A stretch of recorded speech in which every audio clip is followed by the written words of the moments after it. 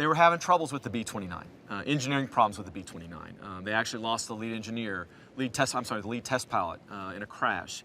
So as my grandfather was working with Boeing, working with the engineers for operationalizing, if we can call it that, the B-29, one of the problems that they knew about was the engines overheating, problems with the engines themselves, and how they were going to get the airplane to higher altitudes to be able to fly bombing missions in the war.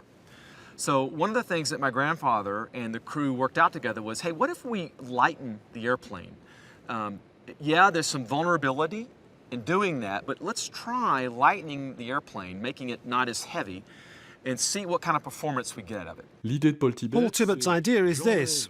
I'll take off some of the armouring, remove some of the heavy machine guns, and with this lighter weight, I can fly even higher and be out of range of the anti-aircraft guns and even of the Japanese fighter planes, which can't go as high as the B-29 is able to.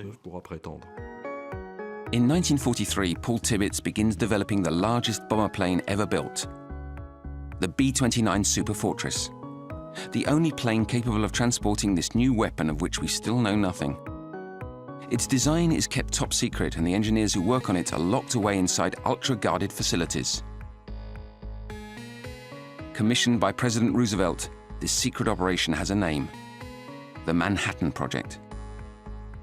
The purpose of this unparalleled future powerful weapon is to put an end to the conflict, but also to dissuade America's enemies from entering into war with it.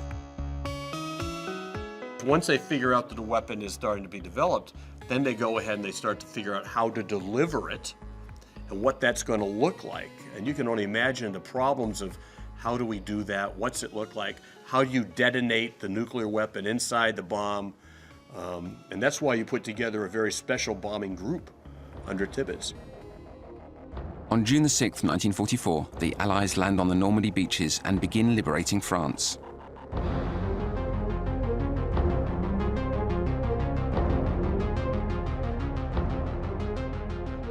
The bombing raids on Germany are stepped up in order to precipitate the fall of Hitler and the capitulation of the Third Reich. The mass bombing will reach its peak in February 1945 in Dresden. The town is completely annihilated, destroyed.